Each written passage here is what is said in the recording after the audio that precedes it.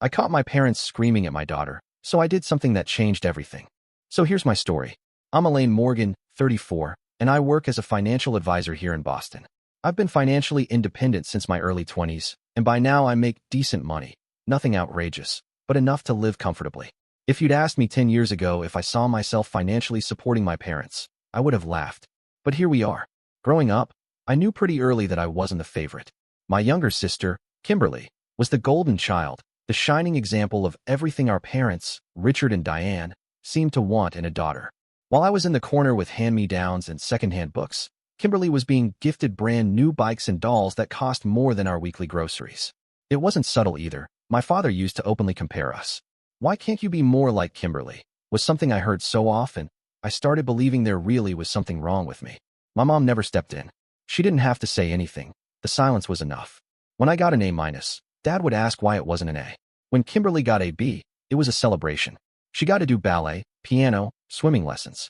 I got to babysit her so my parents could go out to dinner without worrying about their precious girl. I was 11. It only got worse as we got older. Kimberly was allowed to explore, to mess up, to take a gap year, to study something useless, and then switch majors twice. I went to community college, worked part-time, and finished a finance degree with honors. No applause, just a half-hearted, good job, before they turned their attention back to her new Etsy shop, or whatever she was obsessed with that month. The real kicker came about 5 years ago. My dad had some health issues and couldn't work anymore. My mom, who had always been a part-time receptionist, was barely covering the bills. And so, the phone call started. First it was subtle. Could I help with groceries here and there? Then the mortgage. $2, $300 a month. I told myself it was temporary. I told myself they were my parents, and I owed them something. For 4 years, I paid that mortgage, never missed a month. What was Kimberly doing, you ask? Nothing. Living in Portland with her boyfriend at the time, finding herself, which apparently meant bouncing from job to job and occasionally posting inspirational quotes on Instagram.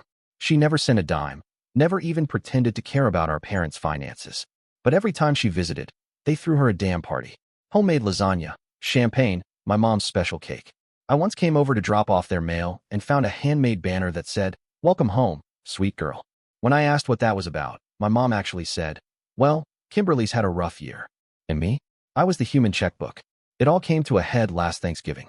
Kimberly flew in, surprise visit, naturally, and they acted like she was the second coming of Christ. She brought a boyfriend I didn't even know existed, and they had him sleeping in my old room. I ended up crashing at a friend's place because the couch gave me back pain and no one seemed to care. My dad joked that Elaine always lands on her feet, and I just nodded like a fool. That night, Kimberly spilled red wine on my mom's cream carpet and laughed it off. I saw my mom wipe it up on her knees like it was nothing. I couldn't stop thinking about the time I broke a lamp at 13 and was grounded for a month. And there she was, 32 years old, still being treated like a child wrapped in bubble wrap. After they left, I sat down with my dad and told him I couldn't keep paying their mortgage. He looked at me like I'd just told him I was abandoning them in the street. "But you're the responsible one," he said. My mom chimed in with, "We just thought you'd want to help." I lost it. I told them they'd never thought of me as anything but a backup plan, that for years I'd been footing their bills while Kimberly got to live like a teenager on a gap year. I asked them where she was when the roof needed replacing, or when Dad needed medication that insurance wouldn't cover. Silence. I walked out that night and didn't call for 2 weeks. They finally left me a voicemail asking if I was still upset. Upset. That was the word they chose. I'm still paying the mortgage, but I've set a deadline. By the end of this year, it's over. I've started setting money aside for a down payment on my own place, something that's mine. I used to think being the responsible one would pay off, that they'd see me, really see me, and appreciate what I gave up. But I'm starting to realize that for some people, appreciation is a currency they don't carry. After the divorce, I was in survival mode. Splitting from Darren wasn't something I'd planned for, and it sure as hell wasn't something I'd budgeted for either. 1 month, I was living in a dual-income condo with a backup savings account and a weekly cleaner, and the next I was scraping together childcare schedules like some overworked intern. My job didn't exactly pause just because my marriage imploded, and Harper, who had just turned 6, still needed to be picked up from school, fed properly, read to, bathed, loved. That last part, the love, I never let falter. No matter how exhausted or broken I felt, I made sure Harper got the softest parts of me. But I couldn't do it alone. I wish I could say I had some rock-solid village of supportive friends or a friendly neighbor who loved babysitting. I didn't. So I did something I hadn't done in years. I called my parents and asked for help. To their credit, they agreed without hesitation. twice a week, Tuesdays and Thursdays. They'd pick Harper up from school and keep her until I got off work. I told myself it was temporary, just a few months until I could afford after-school care or rearrange my hours. At first, it seemed fine. Harper would come home with drawings, little stories about how Grandma Diane made her special pancakes shaped like hearts, or how Grandpa Richard let her feed the squirrels in the backyard. It almost made me think I was wrong all these years. Maybe they'd changed. Maybe becoming grandparents softened them. Maybe, just maybe, they could love Harper the way they never really loved me. But then the shift started. Not dramatic ones. Subtle, slow, like paint peeling off a wall you didn't realize was cracking. Harper got quieter. Not in the way kids sometimes do when they're tired. This was different. She started hesitating before she told me about her day, looking down at her plate like she was afraid she'd say the wrong thing. When I asked if she had fun with Grandma and Grandpa, she'd shrug. Not the carefree shrug of a kid who didn't want to talk. This was the heavy, almost ashamed kind. She'd mutter stuff like, "Grandpa said I talk too much," or "Grandma said that dress makes me look chubby." And the way she said it, like it was just fact, like it wasn't even worth getting upset over, that gutted me. At first, I thought I was imagining things. That maybe I was so used to seeing my parents as critical and cold that I was projecting those memories onto Harper's behavior. I tried to shake it off. But then came the night she didn't want to go. It was a Thursday morning, and she cried when I told her Grandpa was picking her up after school. Not a tantrum. Real crying. Quiet, embarrassed crying. She wiped her face with her sleeve and whispered, "Can't I just stay with you, Mommy?" That was the moment I stopped doubting myself. That night, I asked her directly. I kept my voice calm, tried not to let the fear show. I told her she could tell me anything. At first, she shook her head. Then she started talking. Little things. My mom telling her she needed to suck in her tummy when she stood up straight. My dad snapping at her for using baby words when she got excited. My mom rolling her eyes when Harper asked for seconds and saying, "We don't need to make a habit of that." My dad muttering that Harper was too soft, too sensitive, that Elaine probably let her get away with everything. I sat there, listening to my daughter recount the same crap I had to grow up with, recycled for the next generation. But this time it wasn't just about me. This time they were chipping away at my little girl. And I'd be damned if I let that continue. I didn't confront them right away. I needed to get my ducks in a row, look into alternative childcare, figure out if my office would allow me to shift my schedule even more. I even looked into a part-time nanny, though the numbers made me nauseous. But I wasn't going to gamble with Harper's emotional well-being just to save a few bucks or keep the peace with people who clearly hadn't changed one bit. A week later, I called my mom and told her we wouldn't be needing their help anymore. She was confused at first, then defensive, then offended. "What do you mean, Elaine?" she said. "We've been so generous." "Generous," I said, trying not to raise my voice. "You've been emotionally suffocating." "She's 6, Mom. She shouldn't be worrying about her weight or how articulate she sounds." "Oh, don't be dramatic," she snapped. "We're just trying to instill some discipline." I hung up before she could say anything else. They haven't seen Harper since. She still asks about them sometimes, mostly in the way kids do when a routine changes. But there's no sadness, no pleading, just curiosity. And more than anything, there's relief. She smiles more now, talks more. Her appetite's back. Sometimes I catch her dancing in the kitchen again, barefoot and messy, and I feel that ache in my chest ease just a little. I wish it could have been different. I wish I had parents who could be grandparents without damage. But I've learned something. Some cycles don't break themselves. You have to be the one who says, "Not this time. Not my kid." It was a Tuesday, just like any other. I'd left the office a little earlier than usual, caught up on client reports faster than I expected, and figured I'd surprise Harper by picking her up a bit ahead of schedule. I hadn't told my parents I was coming early. I didn't think I needed to.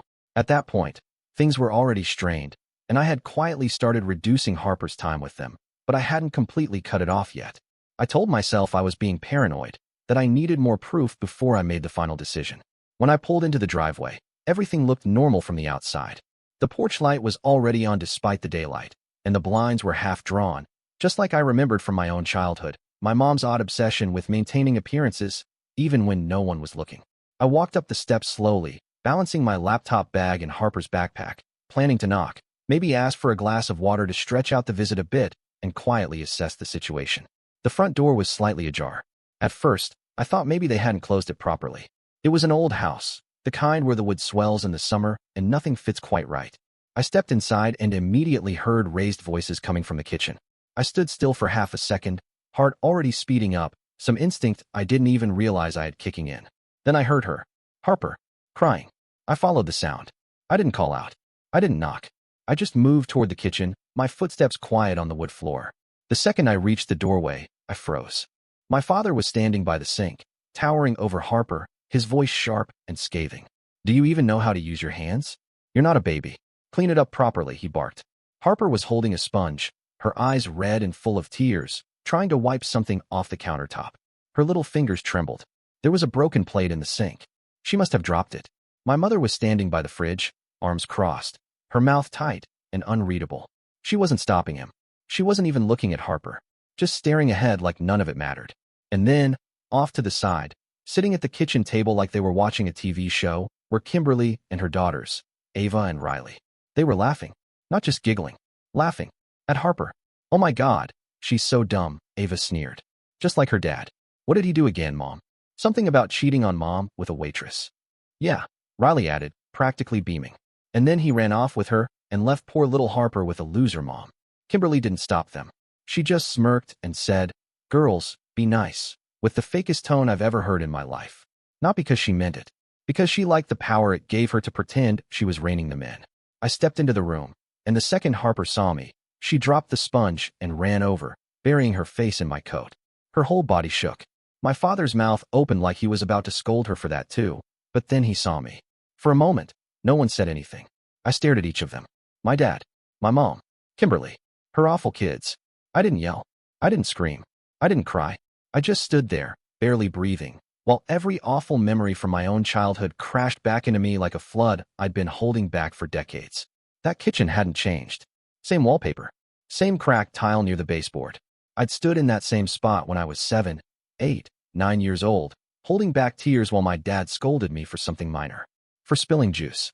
For forgetting to say thank you fast enough. For existing too loudly. My mom had always stood to the side, arms crossed, never interfering. Kimberly had always been the audience, the one who smiled through it, the one who made it worse when no one was looking. And now here they were, doing the same thing to my daughter. I don't remember what I said. I think I told Harper to grab her things. I think I told them we were leaving. I remember my dad trying to justify it. "She broke a plate, Elaine. She needs to learn." My mother muttering something about kids being too soft these days. Kimberly laughing under her breath like the whole thing was beneath her. I didn't respond. I didn't argue. I didn't give them the fight they probably wanted. I just took my daughter's hand and walked out. Harper didn't say a word until we were halfway home. Then she whispered, "I didn't mean to break it. I just wanted to help." And my heart cracked clean in half. That was the last time they saw her. That was the last time I set foot in that house.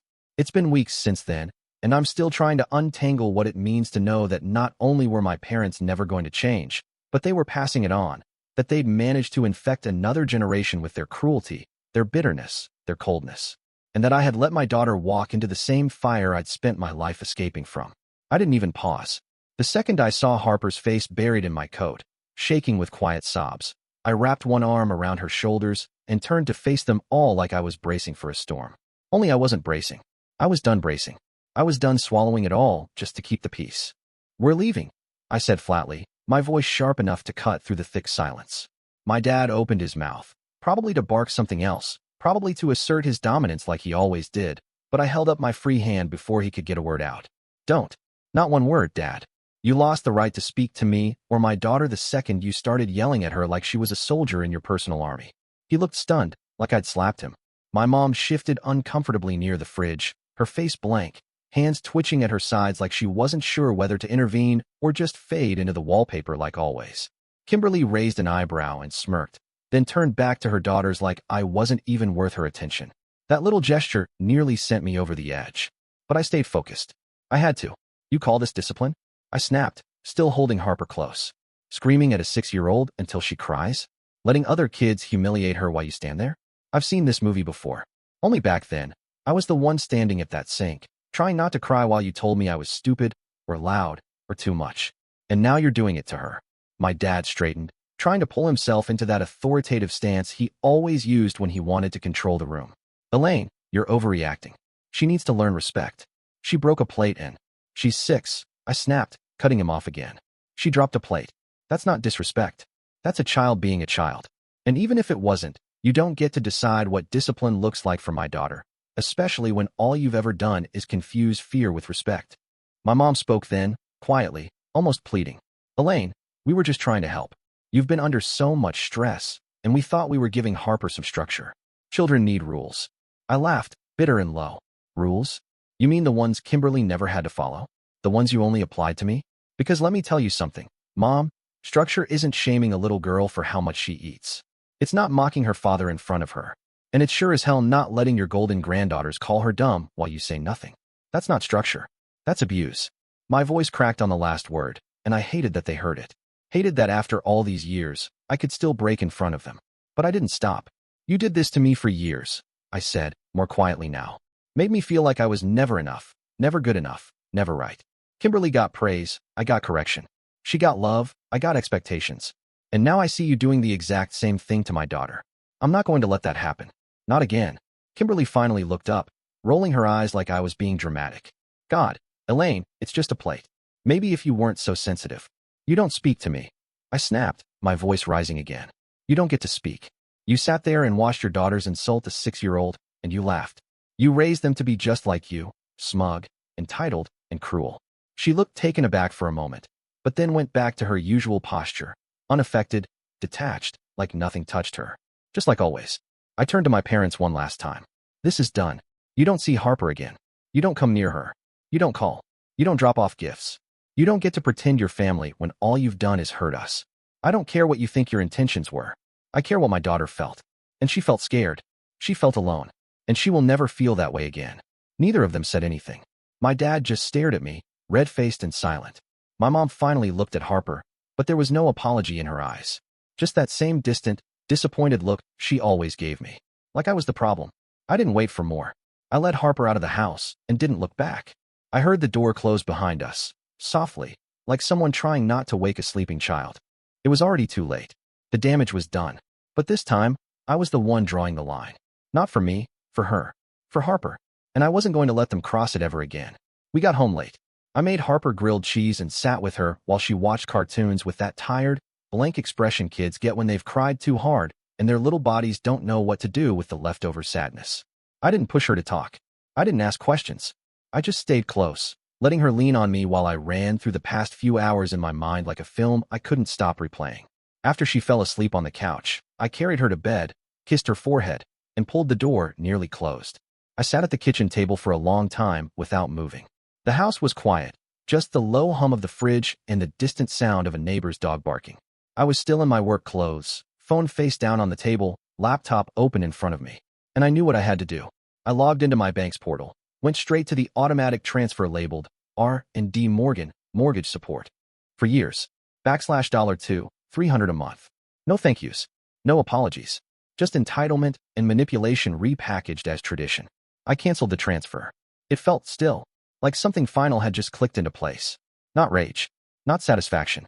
Just a clean severing. A line drawn in concrete instead of sand. And then I opened Harper's 529 education account, the one I'd started the year she was born, but hadn't contributed to nearly enough since the divorce. I moved every available dollar into it. The amount that used to float my parents' home would now go to her future. College, trade school, whatever she wanted, whatever gave her power and options. Options I never had. Then I opened my messages. Kimberly hadn't texted me in over 6 months, not since some passive-aggressive birthday emoji she probably forwarded to everyone in her contact list. But tonight I sent her a message, short and precise. Keep your daughters away from mine. I won't say it again. She saw it almost immediately. I could tell because the typing bubble popped up and then disappeared. Then again. Then nothing. I put the phone down. That quiet lasted about an hour. Then the real fireworks started. My dad was first, 4 missed calls, back to back. Then my mom. Then 2 voicemails, one from a blocked number. When I didn't answer, the texts began. From my uncle. From my cousin Megan. From some number I didn't even recognize. Accusations, guilt trips, some attempts at calm reasoning laced with venom. They're your family, Elaine. We've always helped you. How could you do this to your parents? You're destroying this family over one broken plate. And then the final message from my father. You ungrateful little brat. After everything we've done, I'll make sure you regret this. I stared at that one for a while. Screenshot it. Then deleted the entire thread. I didn't respond to any of them. Not because I didn't have things to say. I had volumes. But because I'd already said enough. More than enough. I wasn't going to explain myself to people who refused to listen the first 1,000 times.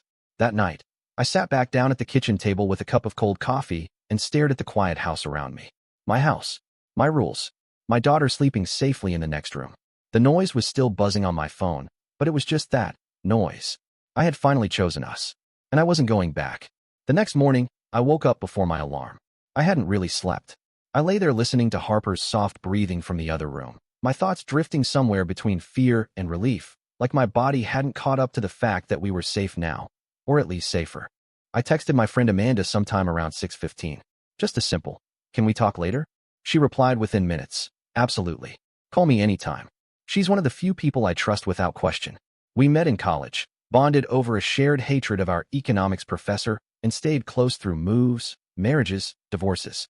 She knows the full history, the childhood, the favoritism, the quiet desperation I carried like a second spine. When I told her what happened, she didn't say, "Are you sure?" Or, "Maybe they didn't mean it that way." She said, "Elaine, I'm so sorry. But I'm proud of you." And I needed that more than I realized. Later that afternoon, I met with my therapist. I'd been seeing Dr. Lang off and on for years, sometimes weekly, sometimes not at all, depending on how much I was pretending I was fine. I told her everything, from the kitchen scene to the mortgage transfer to the text that kept pinging my phone like a broken alarm. She didn't flinch. She didn't question. She listened, let the silence sit where it needed to, and then said something that stuck with me. "You're not cruel for protecting your child. You're not selfish for ending a cycle. You're setting a boundary that should have been set a long time ago." And then, after a long pause, "Elaine, you were never a resource. You're a person, a daughter, a mother, not a utility for other people's convenience." I think I cried a little then, quietly, not the big dramatic sobs, just the tired kind that sneak up when someone finally tells you you're not crazy. The next day, I took Harper to see Dr. Meehan, a child psychologist Amanda had recommended. Harper was nervous at first, clinging to my hand in the waiting room like she thought she might be in trouble. But Dr. Meehan was warm, soft-voiced, with an office full of plush animals and coloring books. After a few sessions, Harper started to open up. She didn't say much to me about it, but I noticed she smiled more when we drove home. She hummed again. She asked if she could bring her stuffed bunny to their next appointment, because Dr. Meehan has a toy box and I think she'd like to meet Bun. Last week, Dr. Meehan met with me privately. She said Harper was showing signs of early anxiety, nothing severe, but enough to warrant continued care. The good news? Kids are resilient. And Harper, she said, has a strong attachment to me.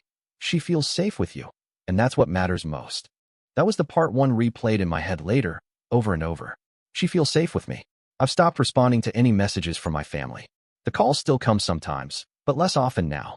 I imagine the outrage is starting to taper off, replaced by whatever narrative they've constructed to protect themselves from their own shame. I don't care anymore. I'm done being the buffer, the fixer, the wallet, the scapegoat. I'm done keeping secrets about what went on in that house just to make other people comfortable. I'm not comfortable. My daughter wasn't comfortable. And now, we're building something better. Harper still asks questions sometimes. Why doesn't Grandma call anymore? Did I do something wrong? I tell her the truth, in pieces she can understand. That some people forget how to be kind. That love isn't supposed to hurt. That she didn't do anything wrong. That I will always protect her. Always. It didn't take long after I canceled the mortgage payments for the fallout to begin. At first, it was denial. A few tense voicemails from my mother hinting that they were managing just fine and didn't need my charity anyway. But then came the silence, and then the listing. I saw it on Zillow one afternoon while scrolling. Their house, the one I'd grown up in, the one where my daughter had been humiliated and shamed. Up for sale, blurry photos of the kitchen that made my stomach turn just looking at them. They didn't reach out at first, at least not directly. I heard from a cousin that they'd had to move into a rental across town, smaller, older, one bathroom, and a slanted porch. My father apparently refused to tell anyone the real reason. My mother, according to the same cousin, looked thinner, more tired. I didn't feel vindicated. I didn't feel anything at all.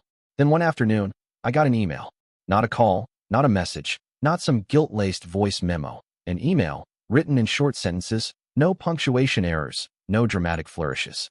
It was from my mother. She said they were willing to talk, that they would do whatever was necessary, that they wanted to see Harper again, that they would go to therapy. I waited 2 days before responding. Not out of spite. I just needed time to be sure I wasn't slipping back into the old dynamic, the one where I softened too quickly and paid for it later. When I finally replied, I laid out the terms clearly. They were to start therapy with a licensed family counselor and continue for a minimum of 3 months before I'd even consider the idea of them seeing Harper. Any contact would be in public spaces. I would be present. There would be no gifts, no apologies framed as lectures, no undermining my role as her mother. If they failed to follow through, the door would close permanently. I didn't expect them to agree. I thought maybe the silence would return. But a week later, my mom forwarded a confirmation email from a counseling center downtown. Weekly sessions. Both of them. I still didn't feel much. Just tired, mostly. Wary. Over the next few months, I didn't ask for details. I didn't check in. I just waited. They did the work, or at least it seemed like they were trying. My mom sent the occasional short message. Updates about their sessions. Reflections that sounded less like performances and more like real thought. Comments about favoritism, about the things she never said, about the things she did say that she now regrets. My dad remained silent, which honestly felt like progress in its own way. At least he wasn't barking blame anymore. After the 3 months passed, I agreed to one meeting. Neutral ground. Saturday morning. The park near our apartment with the big open field and the shaded benches. Harper was hesitant. I told her she didn't have to talk if she didn't want to, that I would be right there, that we could leave at any moment. She nodded, quietly clutching Bun to her chest. They showed up on time. No gifts. No long embraces. Just my parents, older, smaller than I remembered them somehow, looking at Harper like she was something fragile. My mom bent slightly at the knees, not quite crouching, and said, "Hi, Harper. It's really nice to see you."